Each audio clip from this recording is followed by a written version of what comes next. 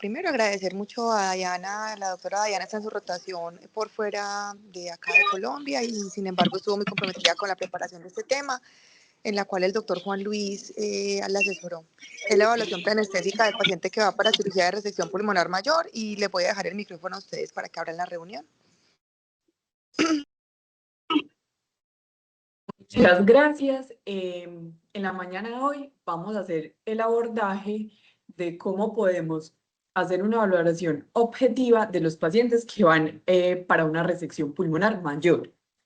Quiero agradecer al doctor Juan Luis Ramírez, quien me ayudó de manera muy significativa para que juntos dejemos esos mensajes claves a la hora de enfrentarnos a estos pacientes. A su vez, agradecer al doctor Andrés Colina, quien desde acá, desde mi rotación por fuera, estuvo presente y me ayudó.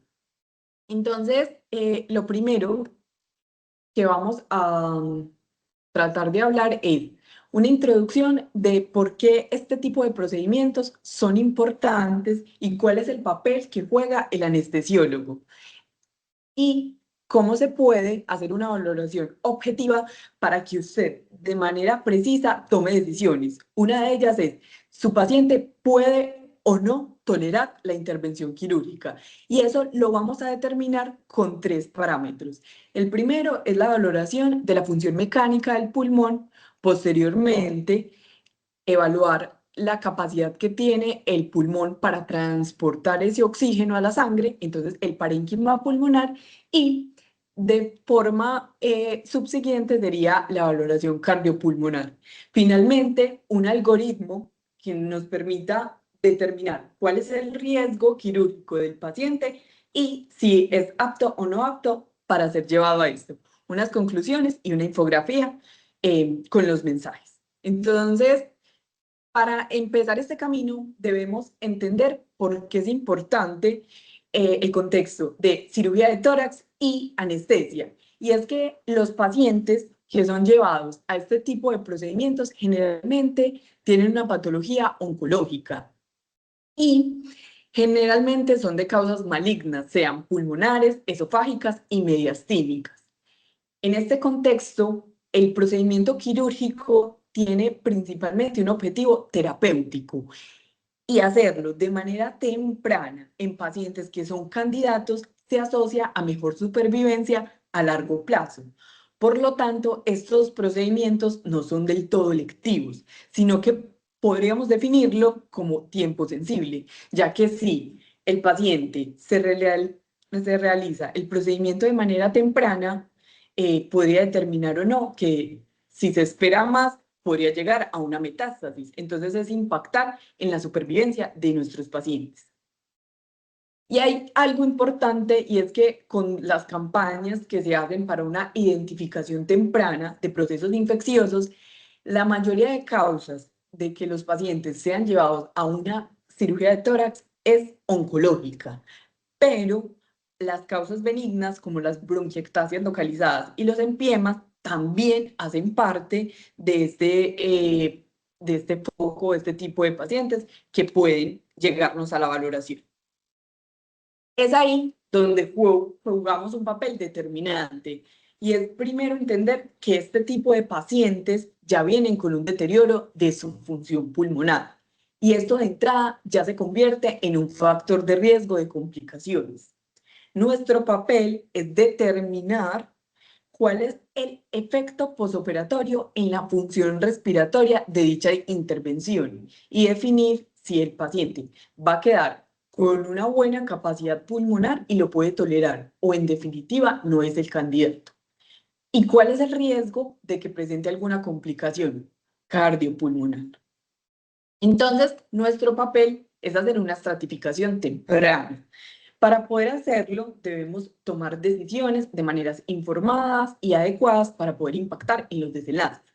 Y eso se centra en evaluar los factores de riesgo más allá de los clásicos que conocemos. Entonces acá es donde juegan un papel importante las pruebas de función pulmonar para evaluar de manera objetiva la capacidad que tiene el pulmón para el transporte, la difusión y la entrega de oxígeno.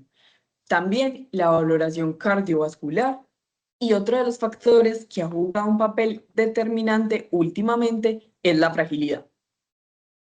Lo primero es determinar cuál es el riesgo.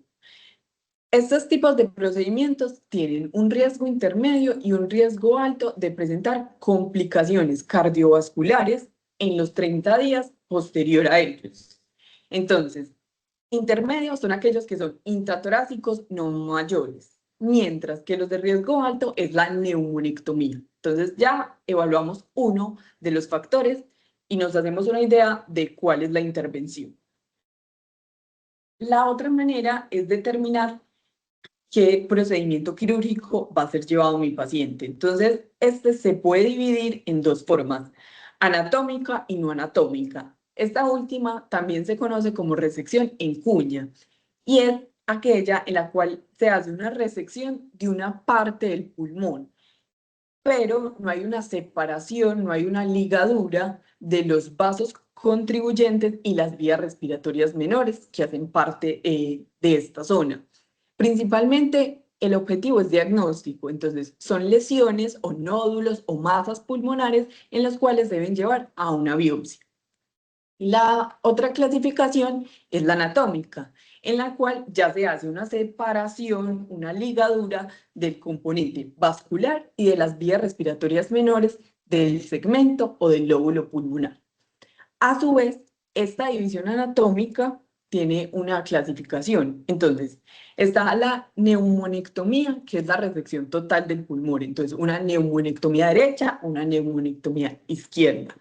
Y están las lobectomías, en la cual se hace una resección del lóbulo individual.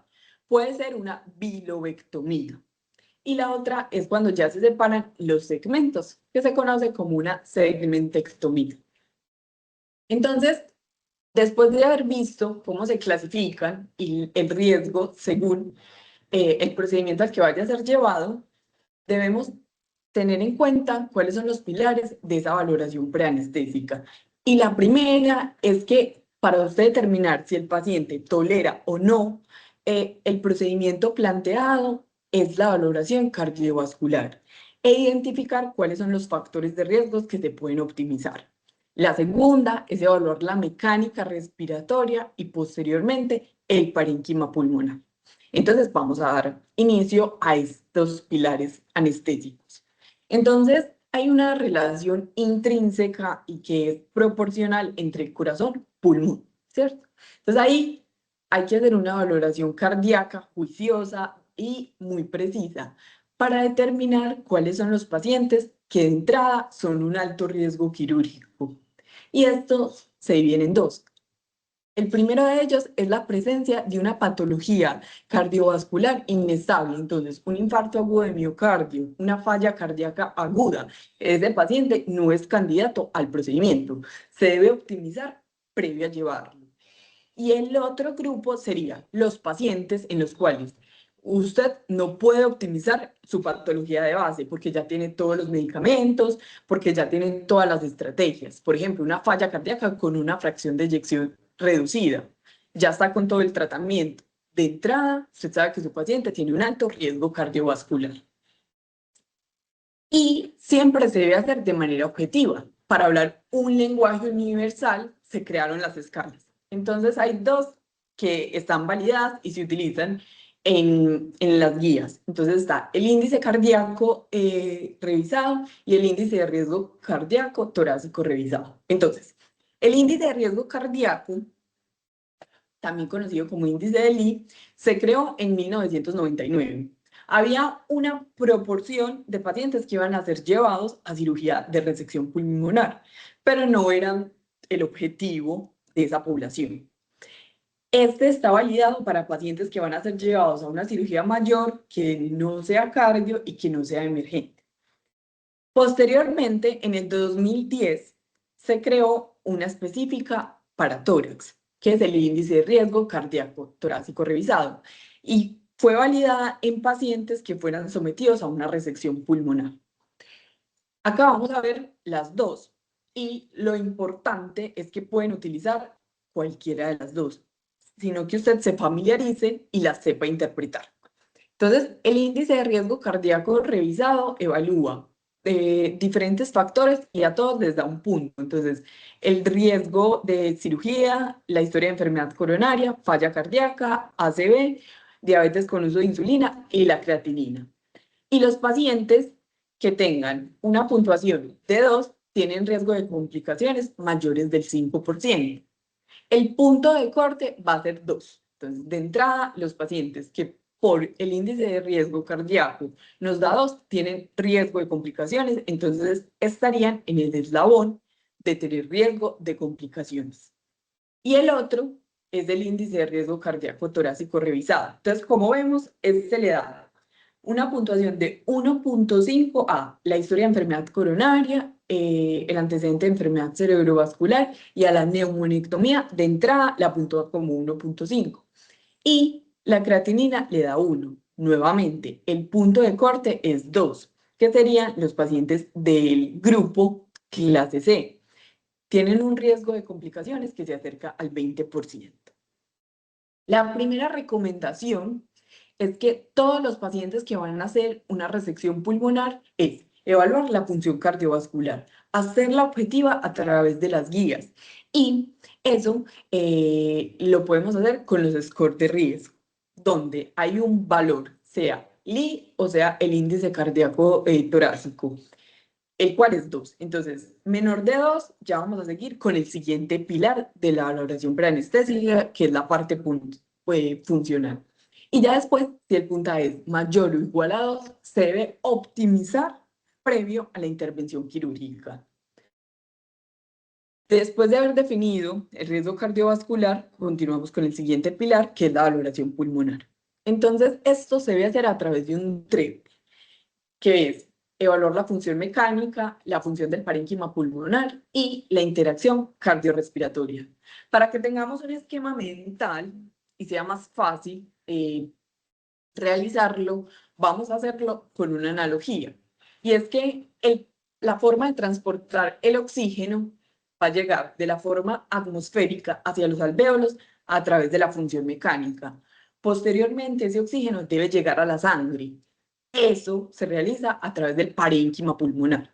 Y una vez esa sangre oxigenada debe pasar a los tejidos y lo realiza a través del sistema cardiovascular. Entonces es la interacción cardiopulmonar. Así tenemos un orden y un esquema fisiológico.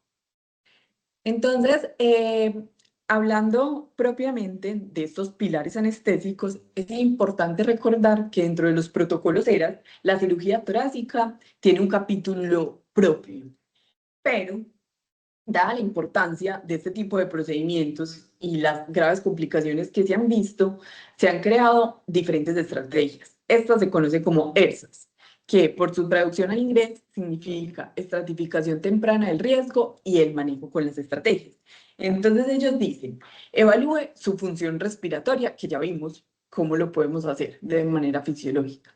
Después, determine la función cardiovascular tanto por los índices de riesgos cardiovasculares, pero hacen énfasis en pensar e ir más allá. Entonces, piense si su paciente tiene hipertensión pulmonar y no se ha diagnosticado, o si de pronto hay un deterioro de la función de ese ventrículo derecho, porque los cambios fisiológicos que suceden en este tipo de procedimientos, entonces hay un cambio, hay una ligadura de la arteria, hay una redistribución de flujo, pueden poner al paciente en riesgo de tener una falla derecha y hasta el 20% de los pacientes que son llevados a una cirugía torácica mayor como neumonectomía lo pueden hacer en el intraoperatorio. Y hacen énfasis en otros dos factores, como la fragilidad como un factor independiente de morbimortalidad y el dolor de difícil control. Porque este tercer factor es importante. Hasta el 70% de los pacientes que son llevados a cirugía de tórax tienen fragilidad asociada y esto lo podemos determinar por el contexto que vivimos. Entonces son pacientes en su mayoría ancianos que tienen una patología oncológica en la cual la fragilidad puede estar presente y es un factor independiente para morbimortalidad. Entonces, de ahí es importante considerarlo dentro de esa valoración preanestésica y el hecho de decir que un paciente es frágil tiene implicaciones en todo el transoperatorio. Y somos un equipo, entonces, desde esa valoración, empezar a hacerla. Ya vimos la parte cardiovascular y empezamos a hablar de la función pulmonar. Entonces, la hoja número 1 del TREBO nos dice, evalúe la función mecánica. Lo vamos a hacer a través de la fisiología y anatomía aplicada a la resección pulmonar mayor. Entonces, recordémonos que están unos volúmenes pulmonares. Está el volumen corriente, el volumen de reserva inspiratoria, el volumen de reserva expiratoria y el volumen residual. La suma de dos o más volúmenes me va a determinar las capacidades pulmonares. A resaltar que podemos medir de manera objetiva y nos van a ser útiles para el procedimiento está la capacidad vital forzada, que es el volumen máximo de aire que es exhalado por el paciente con un esfuerzo forzado después de una inspiración completa. Entonces, en esta gráfica que tenemos a mano derecha, que es una gráfica de volumen-tiempo, podemos ver que la capacidad vital forzada representa el volumen de reserva inspiratoria, el volumen corriente y el volumen de reserva expiratoria. Es decir, es la sumatoria de la capacidad inspiratoria más el volumen de reserva expiratoria. Y el otro parámetro determinante es el BEP, que es el volumen máximo de aire exhalado en el primer segundo. Por eso es el BEP1, que hace referencia al primer segundo. Entonces, en esta gráfica, que en este lado podemos ver volumen, tiempo, es el volumen que mi paciente exhala en ese primer segundo. Ese es el BEP1, que representa más o menos el 80% de la capacidad vital forzada en pacientes sanos. Como podemos ver, hace parte del volumen de reserva inspiratoria, del volumen corriente y una proporción del volumen de reserva expiratoria. Esta es la parte fisiológica y recordar la parte de anatomía. Entonces, los pulmones los podemos dividir en lóbulos pulmonares y a su vez en segmentos, como vemos acá enumerados, tanto el derecho como el izquierdo. Y tienen una trama vascular por la cual van a hacer la perfusión. El derecho proporciona más o menos el 55% de la ventilación-perfusión, mientras que el izquierdo el 45% restante. Una forma de dividirlo es esos lóbulos pulmonares los dividimos en segmentos, 10 para el derecho y 9 para el izquierdo. Acá lo vemos gráficamente. Entonces, sabemos que son 19 segmentos, 10 para el derecho, 9 para el izquierdo, y la forma de los lóbulos y su relación con los subsegmentos. Esta es la forma más práctica y que nosotros recomendamos para evaluar la función pulmonar. Entonces acá vemos gráficamente que el lóbulo superior derecho tiene 6 subsegmentos, el medio tiene 4 y el inferior 12. El izquierdo a su vez tiene 10 para el superior y 10 para el inferior, con un total de 42 subsegmentos, que son los que determinan la capacidad inspiratoria total del paciente. Entonces, para poder definir cuál es esa función mecánica del pulmón, es decir, la capacidad que tiene de transportar ese oxígeno desde la atmósfera hacia los alvéolos, debemos saber cuál va a ser el impacto posterior a la cirugía. Para eso están la predicción del PEF1 posoperatorio. Entonces, lo vamos a hacer de varias maneras, pero la que recomendamos es de esta primera, que es con subsegmentos. Entonces, el BEF1 posoperatorio predicho es igual al BEF1 preoperatorio que me sale en la espirometría sin el uso de broncodilatador, multiplicado por el resultado que me da entre 1 menos el porcentaje de tejido funcional que va a ser removido. Es decir, ¿qué es el planteamiento quirúrgico? Dividido 100 para que me den porcentaje. Entonces, este es un paciente que está programado para una lobectomía inferior derecha, que tiene un BEF del 70%. Entonces, sabemos que son 42 subsegmentos. De ahí, el planteamiento quirúrgico es resecarle 12, son los que corresponden al lóbulo inferior derecho. Por lo tanto, 12 representa el 29% de toda esa reserva inspiratoria. Ese 29 es lo que le van a sacar en la resección pulmonar. En este caso lo vamos a hacer el reemplazo. Entonces, el BEF inicial, que es el BEF preoperatorio, era 70, multiplicado por 1 menos el porcentaje funcional del tejido que va a ser removido. Ya vimos que era 29%, y eso dividido en 100. Nos queda 19.6. Es decir, después de esa lobectomía, se va a retirar un 20% de ese BEF inicial. Entonces, 70, que es el BEF inicial, menos 19.6, tenemos que el BEF 1, predicho posoperatorio, es 50.4. Otra forma de hacerlo es en litros. Para hacerlo en litros, es importante tener en cuenta que la división son los segmentos pulmonares. Entonces, la fórmula es el BEF preoperatorio en litros multiplicado por una constante que es 1 menos A sobre B. A es el número de segmentos que se va a resecar y B es el total de segmentos. Ya vimos que son 19, 10 para el derecho, 9 para el izquierdo. Entonces, este mismo paciente programado para esa lobectomía inferior, tenemos que el BEF1 era 70%, pero en litros era 2 litros. Entonces vamos a hacer el reemplazo en la fórmula. Entonces, sería 2, que es el BEF inicial, multiplicado por 1 menos A sobre B. Entonces, 1 menos 5, que son los segmentos desde el lóbulo inferior, dividido 19, que es el total. Eso nos da 0.42 litros, o sea, 420 mililitros. De ese BEF inicial, que eran 2 litros, yo le voy a retirar casi 500 mililitros con esa cirugía. Entonces sería 2 menos 0.42. Tenemos que el BEF posoperatorio en litros equivale a 1.58 posterior al procedimiento.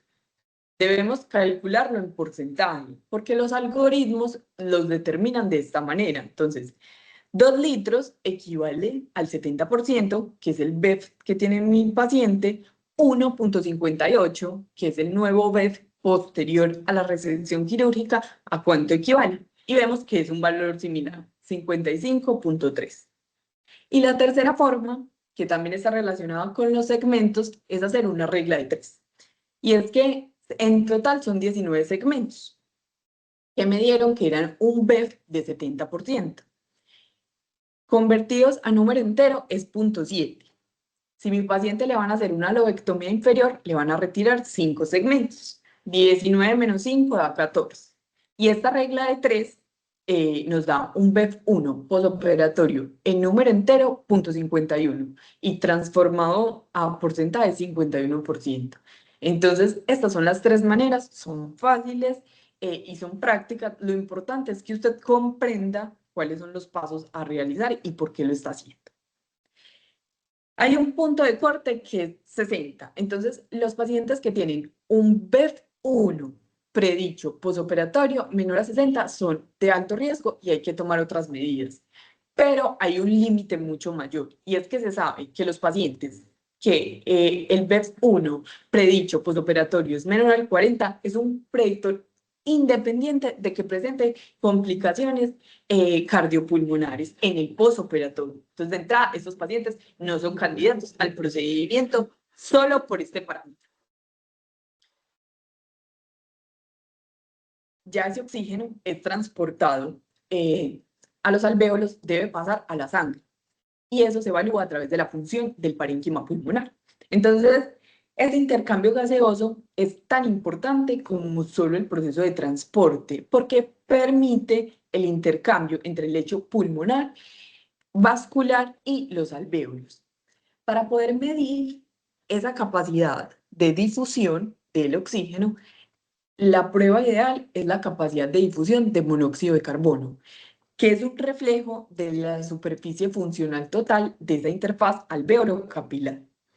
Y es un predictor independiente de complicaciones cardíacas y respiratorias, dependiendo los valores que tenga. Acá vemos gráficamente esto. Y es que en el eje de las X está el cálculo del DLCO predicho posoperatorio y el riesgo de complicaciones en el eje de la Y. Hay un límite, ya vimos que es 60. Entonces, los pacientes que tienen una difusión de monóxido de carbono que es menor al 60, posterior al procedimiento, se disparan tanto las complicaciones como la mortalidad en pacientes que tienen EPOC y no EPOC. Y hay otro valor de corte específico, y es que cuando son menores de 40, las complicaciones pulmonares aumentan de manera muy significativa, sobre todo en pacientes que tienen EPOC. Entonces, la predicción de la capacidad de difusión de monóxido de carbono es importante y se debe calcular previo a una resección pulmonar mayor. La fórmula es la misma que venimos recomendando con los subsegmentos. Entonces, ese DLCO preoperatorio en porcentaje multiplicado por 1 menos el porcentaje de tejido funcional que va a ser removido, dividido 100. En este caso, nuestro paciente que va para esa lobectomía inferior derecha tiene un DLCO de 10, que en porcentaje equivale al 80%. Entonces, para calcularlo sería el preoperatorio, que es 80, multiplicado por 1 menos el porcentaje funcional, que es 29, dividido 100. Ese resultado nos dio 22.4, es decir, posterior a esa lobectomía de ese lóbulo inferior derecho, vamos a tener un 22.4 menor capacidad de transportar ese oxígeno. Entonces sería 80 menos 22.4. Entonces nuestro DLCO posoperatorio predicho sería 57.6. Otras herramientas, además, que nos permiten evaluar esta parte del transporte y de la difusión son la gammagrafía y el PET. Entonces, en la gammagrafía se mide la relación que tiene la ventilación y la perfusión de los tejidos, específicamente, por ejemplo, si la parte que van a resecar es funcional o no, si aporta o no a esta relación. Y la otra forma es con la tomografía por emisión de positrones, en la cual se emplean radiofármacos que obtienen imágenes de procesos que son biológicos y bioquímicos para determinar si esas lesiones son activas metabólicamente y si también responden a la ventilación y perfusión, si hacen parte de ese componente. Entonces, ¿por qué son útiles y por qué podríamos pensarlas en utilizarlas para algunos tipos de pacientes específicos?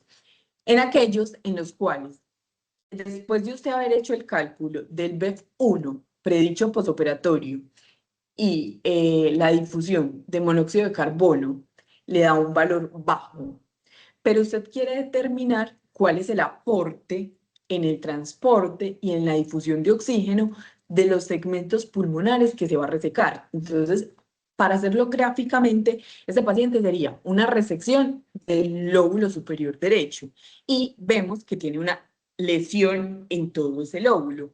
Con estas imágenes podríamos determinar si esta parte que se va a resecar impacta en el DSLO y en el BEF1. Si no está aportando al transporte ni a la difusión, el paciente puede ser llevado pues, a este tipo de procedimientos. La hoja número 3 de ese árbol es la interacción cardiopulmonar. Entonces ya transportamos el oxígeno hacia los alvéolos, posteriormente llegó a la sangre y debe llegar hacia los tejidos periféricos. La forma de hacerlo objetiva es a través del consumo máximo de oxígeno, que es el VO2. Hay muchos factores determinantes de esto, principalmente son genéticos y están dados por la edad, el sexo y la altura. Lo que se debe determinar es que si su paciente tiene un deterioro de la parte pulmonar dado, porque al hacer usted los cálculos del BEF1 y de la capacidad de difusión de monóxido predichos en el posoperatorio son menores de 60, tienen que tener que hay un semáforo. Entonces, dos extremos, el verde y el rojo. Entonces, el verde es aquellos que tienen un VO2 máximo mayor de 20. Significa que su paciente tiene una buena capacidad cardiopulmonar. Entonces, el riesgo de la resección pulmonar es aceptable y su paciente puede ser llevado al procedimiento. Pero si el VO2 máximo es bajo, que es menor de 10, debe considerar otras terapias alternativas. Entonces, de entrada, este paciente tiene un alto riesgo y no es el candidato para este tipo de procedimiento. Piense si la resección puede ser menor, si se puede optimizar algo más, pero con ese VO2 máximo, las complicaciones y la mortalidad es altísima. Y ahí hay un punto intermedio, y es entre 10 y 20. Entonces, es ahí donde usted tiene que utilizar otros parámetros del esfuerzo cardiopulmonar. Y es la relación que hay entre la ventilación minuto y la producción de CO2. Con eso determinamos el riesgo. Esa relación describe cuál es esa potencia del sistema cardiorrespiratorio para aumentar esa producción de CO2 a través de una mayor ventilación minuto. Entonces, significa que si yo estoy aumentando la ventilación minuto, a su vez debería aumentar esa producción de CO2 y ser una relación similar. Pero si yo tengo una ventilación minuto aumentada, y no estoy aumentando la producción de CO2, entonces esta relación va a aumentar. ¿Y qué significa esto? Que a pesar de que yo aumento esa ventilación minuto, esa frecuencia respiratoria, esos volúmenes, aún el CO2 sigue quedando pues retenido, no se está produciendo. Por lo tanto, está relacionado con alguna patología pulmonar y es un sistema cardiovascular que no es respondedor y puede presentarse en pacientes con EPOC, hipertensión pulmonar o una falla cardíaca. Y otro de los factores, además del VO2 máximo que se debe evaluar a nivel cardiovascular, es el lado derecho. Cada vez se hace mayor énfasis en que estos pacientes deberían tener un ecocardio previo a este tipo de procedimientos y no solo evaluar contractilidad del ventrículo izquierdo, fracción de eyección, sino otros parámetros del lado derecho. Porque los cambios fisiológicos que suceden con la lobectomía y con la neumonectomía los convierten en un factor de riesgo a que desarrollen una falla derecha intraoperatoria. Dentro de ellos, evaluar el TAPSE, el cambio del área fraccional del ventrículo y los movimientos libres de la pared. Uno para, por ejemplo, pensar que no se haya diagnosticado una hipertensión pulmonar y usted hace la objetiva en este momento y pensar que no toda disnea es de origen pulmonar en estos pacientes. Entonces, ahora vemos que esa estratificación temprana y las estrategias se pueden dividir en cuatro. Entonces, una valoración cardíaca juiciosa, precisa, objetivizada a través de los índices cardíacos, la valoración completa del ecocardiograma y la parte pulmonar, con sus antecedentes, examen físicos, las pruebas de función pulmonar que todos estos pacientes deben tener y a su vez todos debemos calcularle el puntaje de predilección. El tercero sería la fragilidad, hacerla objetiva y pensarla de manera temprana.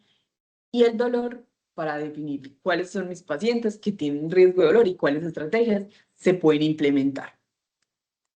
Usted hace todo esto para determinar desde la valoración preanestésica el riesgo del paciente y lo divide en tres: riesgo bajo, intermedio y alto. Entonces, bajo ya sabemos que son aquellos que tienen menor riesgo de mortalidad. Su mortalidad es menor al 1%. Y el procedimiento es seguro sin un riesgo significativo en la función pulmonar residual. Posterior al procedimiento, el paciente tolera estos cambios fisiológicos. Y el segundo grupo es del intermedio. Entonces, son aquellos pacientes que tienen una mortalidad del 2 al 9%. Y el riesgo de complicaciones cardiopulmonares van a estar determinadas por los cálculos que hicimos. Entonces, los valores postoperatorios predichos del BEF1 y de la capacidad de difusión de monóxido. Y alto riesgo son aquellos pacientes que tienen una mortalidad altísima, mayor al 10%. Entonces, alto riesgo de mortalidad, alto riesgo de complicaciones, de entrada no son candidatos al procedimiento planteado. Considere alternativas o considere que el procedimiento no se puede hacer. Después de haber visto el enfoque global, vamos a llevarlo a un enfoque central a través de los algoritmos de trabajo. Entonces, tenemos un paciente que está programado para una cirugía de resección pulmonar mayor. Lo primero es evaluación cardíaca. Entonces, calcular el índice cardíaco, cualquiera de los dos que utilice, sea el I o sea el torácico. El puntaje de corte es 2. Si el puntaje es mayor o igual a 2, se debe hacer una optimización cardiovascular previa al procedimiento, si su paciente es candidato. Si de entrada tu paciente tiene un puntaje mayor o igual de 2 y no hay una patología para optimizarlo porque ya todo lo cardiovascular se hizo, de entrada sepa que su paciente tiene alto riesgo y continuemos con el algoritmo. Y el otro desenlace sería los pacientes que tienen un índice cardíaco menor de 2. Entonces serían bajo riesgo cardiovascular. Ahí vamos a evaluar la parte pulmonar, empezando por el transporte. Entonces va a estar dado cuál va a ser el BEF1 y el DLCO que traen en las pruebas de valoración preanestésica y posterior a eso le vamos a calcular el BEF1 y el DLCO predicho posoperatorio. Si ambos son mayores al 60%, luz verde. Su paciente puede ser llevado al procedimiento porque tiene bajo riesgo. Pero si alguno de los dos, el BEF1 o el DLCO, predicho posoperatorio, es menor a 60, hay que objetivizar esa función cardiopulmonar. Entonces, eso se hace a través de una prueba de esfuerzo cardiopulmonar, en la cual nos determine el VO2 máximo. Tiene dos límites. VO2 máximo mayor de 20 significa que el paciente tiene bajo riesgo de complicaciones, pero si el VO2 máximo es menor de 10, tiene alto riesgo. Está la zona gris, que es 10 y 20. En ese tiene que evaluar la capacidad de ese sistema cardiorrespiratorio con la relación ventilación minuto y producción de CO2. Entonces, esta es la forma como se debe hacer. Una vez usted sepa que ese VO2 máximo está entre 10 y 20 y hace esta relación, determina dos cosas. Si esa relación es menor o igual a 35, significa que tiene un sistema cardiovascular que a medida que aumenta la ventilación minuto, también aumenta la producción de CO2, ¿cierto? Entonces, por eso es menor, es un valor bajo. Y eso significa que su paciente puede ser llevado al procedimiento porque el riesgo es bajo o intermedio. Y la otra es cuando la relación es mayor o igual a 35. Entonces ahí es porque el numerador es mayor, ¿cierto? Entonces está porque la ventilación minuto aumenta, pero no es efectiva porque no aumenta la producción de CO2. En ese caso, su paciente tiene riesgo intermedio a alto. Y con esto usted ya lo hace de manera estratificada y de manera validada para determinar cuándo su paciente puede ser llevado a este tipo de procedimiento.